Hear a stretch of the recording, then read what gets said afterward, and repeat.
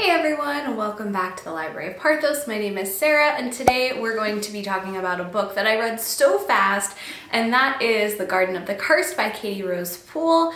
First of all, got a new microphone, so I hope everything's working.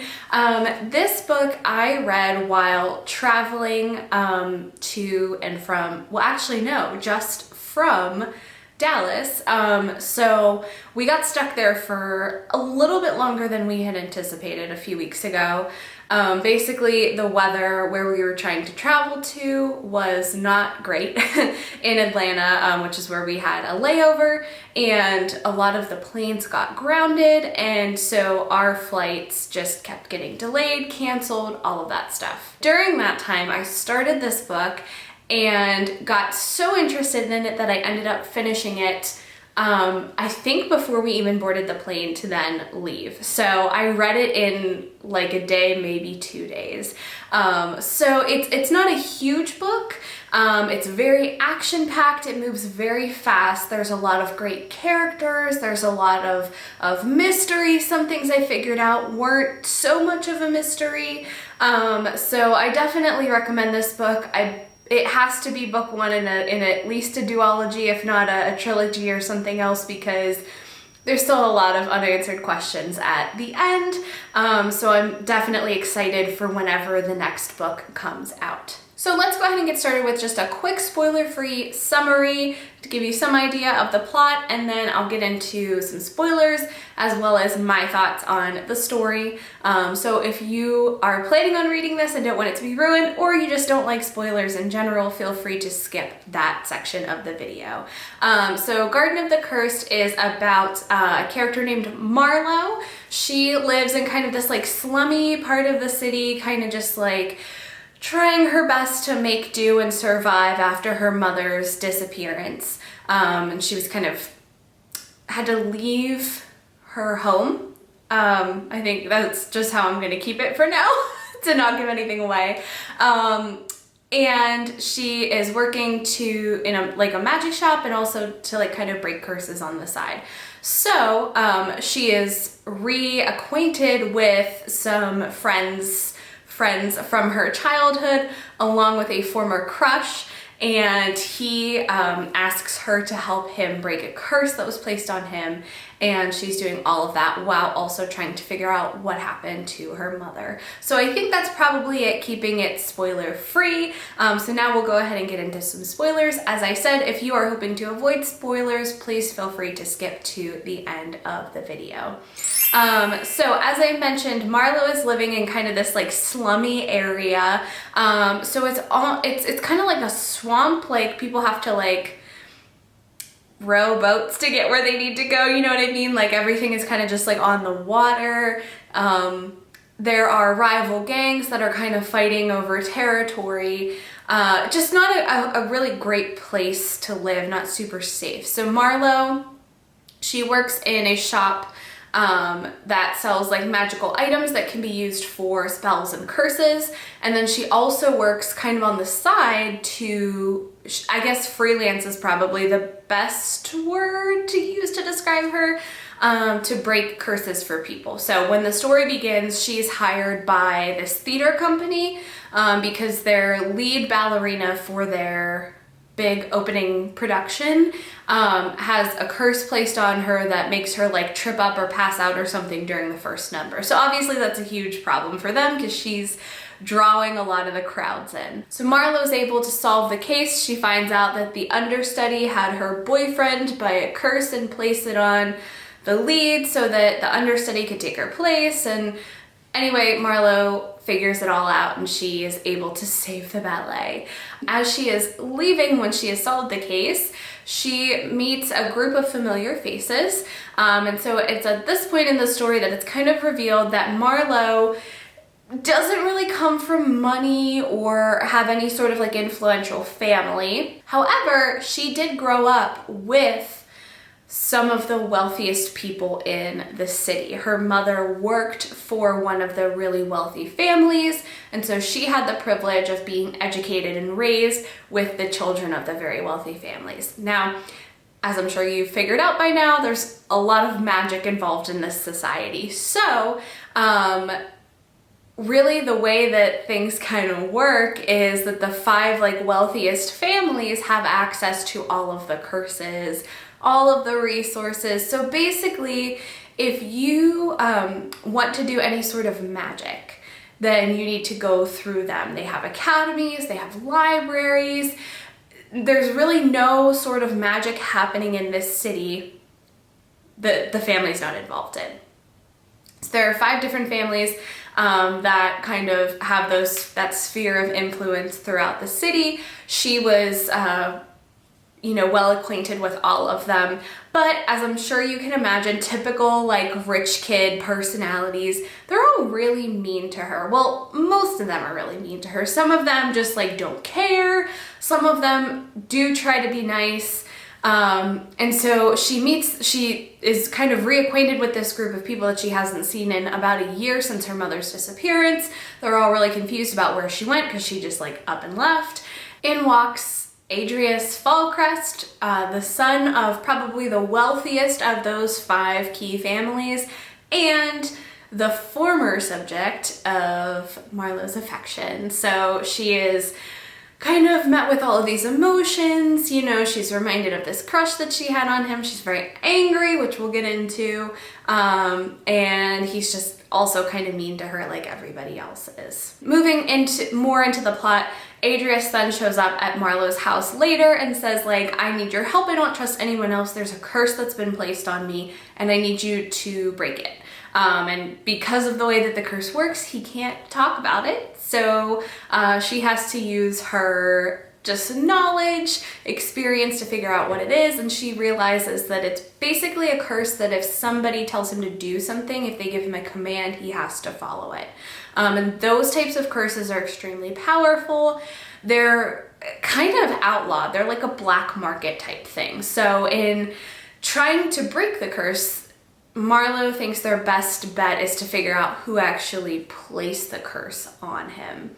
And so that involves interviewing a lot of people, suspecting a lot of their friends and family members, and just trying to figure this out. They do realize that it comes from this like book, this grimoire. I think it's a grimoire that this really powerful, talented spellcrafter had created that had a lot of really powerful, really dangerous spells in it, including a curse that could make somebody do whatever they were commanded to do. So basically, they think their best guess in figuring out this curse is to find that grimoire, or at least the person who currently has it. It was said to be destroyed, but there is some guess that it might be in the Falcrest library or something similar might be there. So Adrius and Marlow do all of this research, and as they're researching and working together, they come up with a plan because obviously at any point somebody could tell Adrius to do something and he would have to do it. And especially since they don't know who put the curse on him, it's really dangerous for him to be just kind of like living his life without somebody to save him, right? So they come up with a plan that they're going to fake date until they can figure this out. So that way Marlow will almost always be with him so that if he is given a command, she can quickly counter it so that he doesn't do anything embarrassing or dangerous or, whatever. And that doesn't stop it, but it does prevent quite a few things from happening. In some ways, this book kind of reminded me of The Cruel Prince because we have this girl who doesn't really belong that's with this group of like very high-ranking kids being raised along with them. They come from very different backgrounds and they know she's an outsider, so they're not that kind to her. And that's very similar. If you haven't read The Cruel Prince or any of the Folk of the Air books, I do have a couple of reviews which I can link here to kind of give you some ideas of what I'm talking about, but it's kind of the same thing. We have this girl who doesn't belong, they're mean to her, except for a handful of them, or at least one who kind of develops a friendship with her, maybe a romance as the story progresses. So I'm sure it's not really a shock that as Marlow and Adrius are solving this case, fake dating. She's convinced that she's over him, but of course she's not. So she does kind of remember that she had feelings for him and why. Like, he's very charming, not quite the same as the rest of the crew. And there are a lot of really great qualities about him that she likes. And of course, we do also see that Adrius has feelings for Marlow. Early on in the story, Marlow makes a promise that she personally will never command Adrius to do anything, because she understands that a lot of his choices have been taken away from him with this curse, and she doesn't want to be somebody else to do that to him. Now, I feel like particularly in like YA fiction, the whole like it's your choice thing is really overdone. I totally get it, especially for characters who are in some position of weakness where they haven't been able to make a lot of their own choices before. Giving them that freedom and somebody understanding the importance of being able to make your own choice. I get it. I feel like in romance in particular, YA romance, it is really overdone. Like, there are so many couples that it's like every other page it's like, it's your choice, it's your choice, it's your choice. Feel like I've ranted about this before because like I said, it comes up a lot, and it might be in a book that I'm trying to crawl my way through right now, but we'll talk about that at another point. Anyway, I think it's nice that it's mentioned.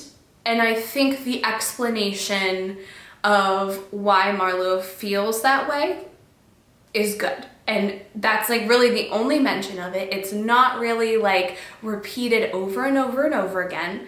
Like I said, she basically says, you're in a position where somebody's trying to take your choice away from you. And I know how that feels, because there were a lot of things that happened to me that I couldn't control. I'm not going to make it worse for you. That's it. Nice and simple, ties into the story and the plot. It's great. However, she doesn't hold up to her promise. So there's another part in the story where let's get to that. Okay, so Marlow is solving two mysteries. What happened to Adrius with the curse, and also what happened to her mother. As they continue investigating, she realizes that the two cases are kind of tied together. So she's looking for this book to help Adrius break the curse. Her mother was also looking for the book and may have found it. So there's a lot of like overlap with these cases. As they find more evidence, she begins to suspect Adrius's father, Lord Falcrest, for having something to do with her mother's disappearance and maybe also the curse. So here's her reasoning. His daughter is marrying the son of another wealthy family, the Vale family, which would then kind of give him a little bit more control over that family to try to, raise their influence and wealth and power and all of that. Adrius is the heir, and he's a little bit of a loose cannon, he's kind of the playboy. So if his father has control over him, he doesn't have to worry about that. And he can kind of step down as the patriarch of the family while still keeping a tight rein on his son. Makes really great sense. So that is kind of Marlow's working theory. And then to kind of, continue growing his power and his influence, he wants that grimoire and either sent her mother after it, or when she found it, he wanted to get rid of her and keep it for himself. So she's kind of working from this theory. And at one point, she and Adrius are in a room. She knows his father's kind of listening, so she doesn't want him to get the impression that, first of all, that they're not actually dating, and also that she's investigating him. So she does command Adrius to kiss her to kind of cover things up in case he walks in, and he does, of course. So then she feels really disappointed and really upset that she did that to him after saying she never would.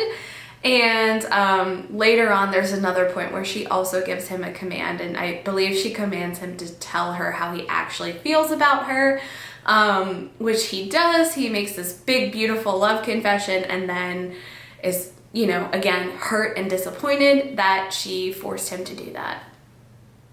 So, end of the story. I guess where we're leaving things for now, the wedding between the Falcrest and the Vale family happens. Adrius stabs his father because apparently he was commanded to at some point. He doesn't remember. His father survives. Everything's okay. But Marlow is blamed for it. So she's imprisoned and Adrius is like really upset about it, of course. So I think it's Cormorant Vale, the like leader of the Vale family, kind of breaks Marlow out of prison, which she thinks kind of makes sense because her mother worked for the Vale family, so she does have a kind of relationship with him. He was always very kind to her. He was the one who kind of pushed for her to, you know, attend school with everybody else, blah, blah, blah. I figured this out before the reveal, but he then tells her, like, I'm your father, your mother didn't want me to tell you. Before she disappeared, she wrote a note to me. He shows her the note where she says, yes, you're Marlow's father. So Marlow she's still kind of shook up from the whole thing with Adrius stabbing his father, getting arrested, all of that stuff. But at the same time, this person who has been kind to her in the past says that she can now move back into her old room. She can live there again. She can have the wealth and the resources that she used to have. She'll be safe. Like, all of that's great.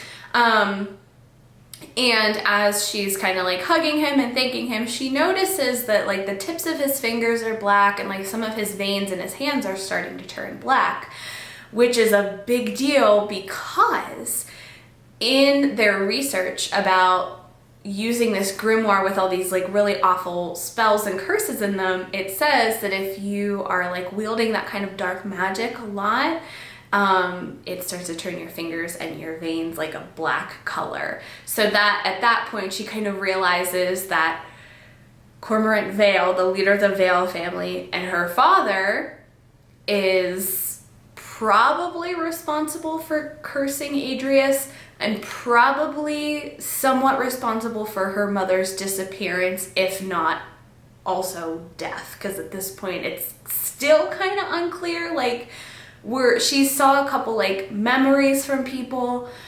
She got a little more info. Like, she's thinking she's probably dead, but I'm saying it's still a little unclear. She could not be dead. So that's kind of the end of the story.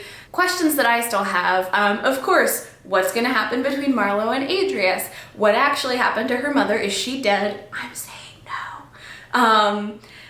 What's her father's like ultimate plan? Is he trying to take over power of all 5 families? Is he trying to like take over the Falcrest family as kind of like the leader? Who actually cursed Adrius? Was it her father, or was he just like indirectly involved? So there's still a lot that we don't know. So I am really excited for the second book. But that's kind of it for Garden of the Cursed right now. As far as I know, nothing about the second book has been released, but I'm gonna keep my eye out for it because for some reason I always seem to miss sequels.